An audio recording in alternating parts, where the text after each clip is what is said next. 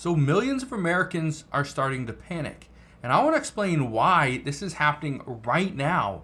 But according to experts, what comes next could actually be devastating and will cause millions and millions of people to completely go bankrupt. They will lose their homes, their cars, and everything that they possibly own.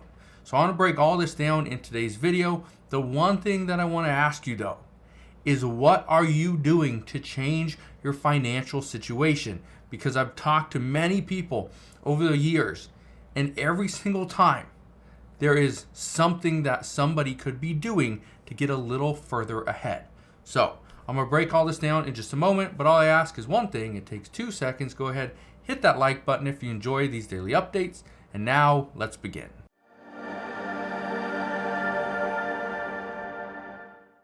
So why are millions and millions of Americans starting to panic?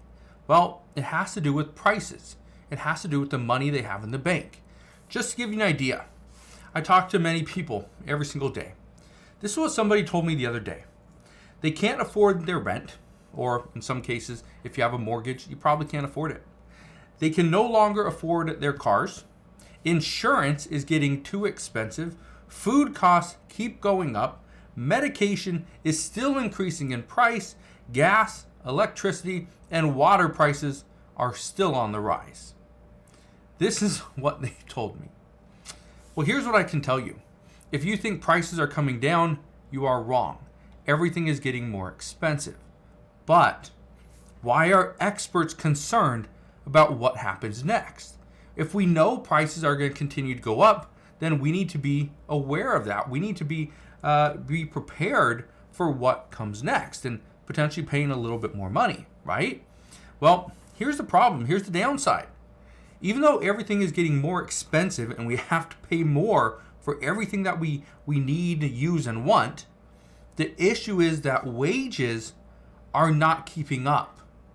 Yes, the hourly wage is slowly ticking up. The concern, though, is your average hourly work week is dropping, meaning that in many cases, especially for lower income and many middle income households, they're making less money per month than they were before, even though they're getting a little bit more money. Now, here's why experts believe things could go from bad to worse to absolutely devastating. What we are seeing at this time, as more Americans fall behind on their credit card bills, on their utility payments, on their rent, their mortgage, and their auto loans, we are seeing more people decide to use something called a home equity line of credit. And this is the issue. People are using a home equity line of credit for some really odd things.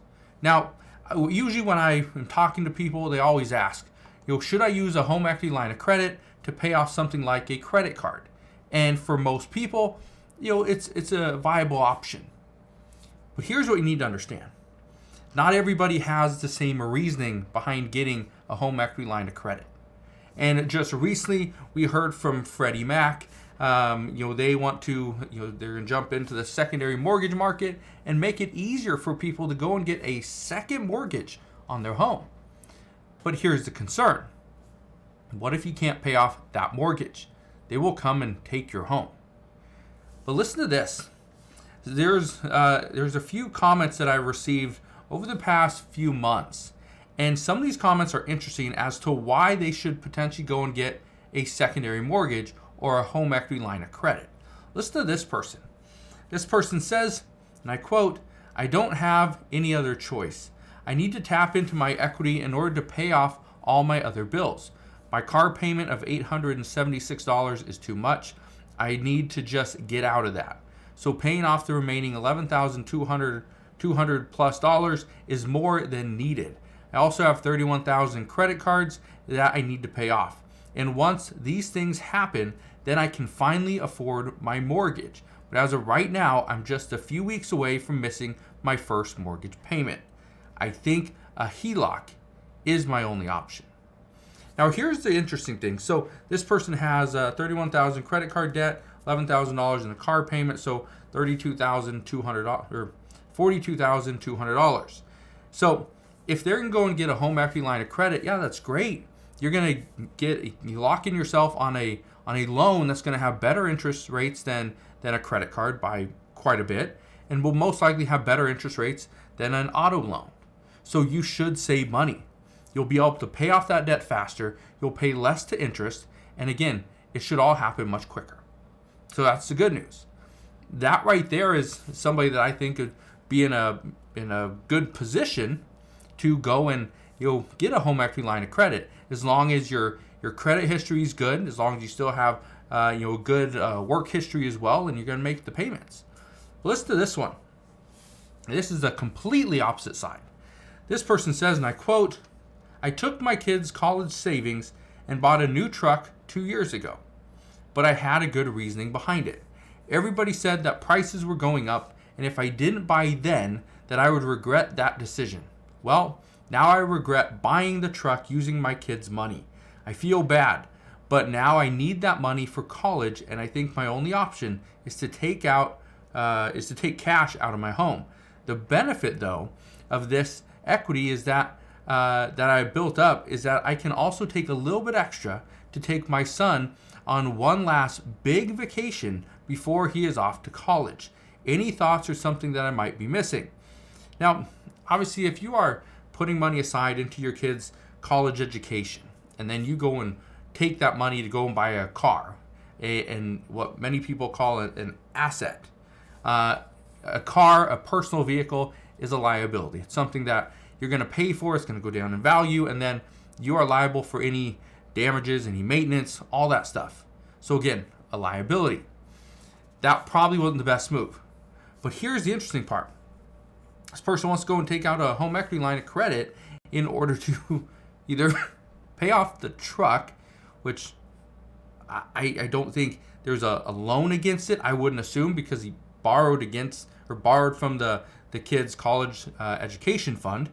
But the other one is to put that money back and to pay for tuition. Now, that's usually what many people do. I remember growing up, many people that I knew, that's what they did. Especially when I graduated from high school, many of my friends, that's how they went to college, is their parents would take out a home equity line of credit, and they wouldn't pay that back, the parents would, but that's how they went to college.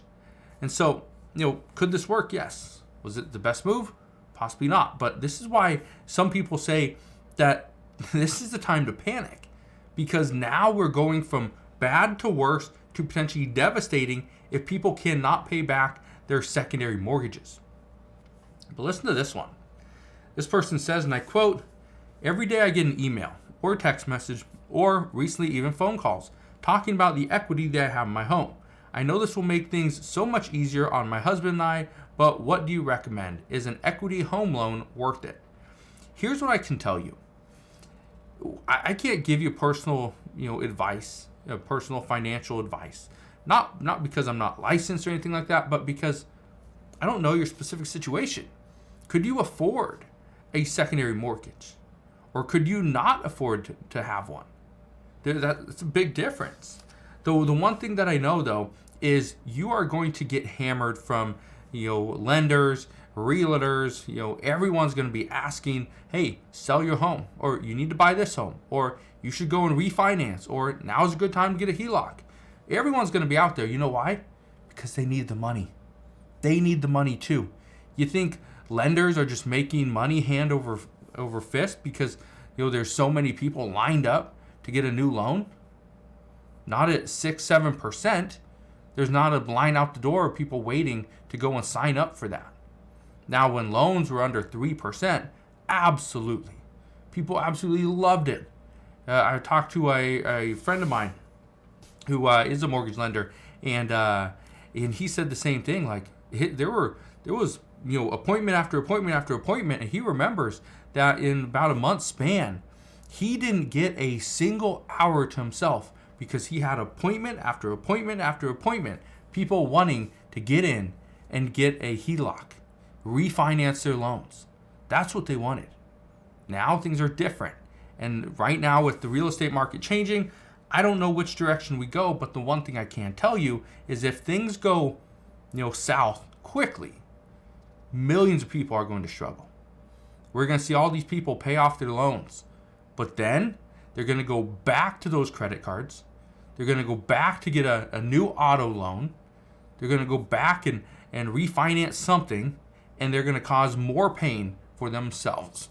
So, here's what I can tell you. Things are expected to go from bad to worse to potentially devastating. Not right now, but likely within the next 6 months to about 12 months. We're going to see things go completely sideways. And then they'll go completely upside down. Now, I don't know exactly what it's going to look like. I don't know which, who it's going to impact. Is it going to impact the lower income households? Possibly. Is it going to impact the middle income households? Yes, absolutely. And will it impact the higher net worth households? Well, it could.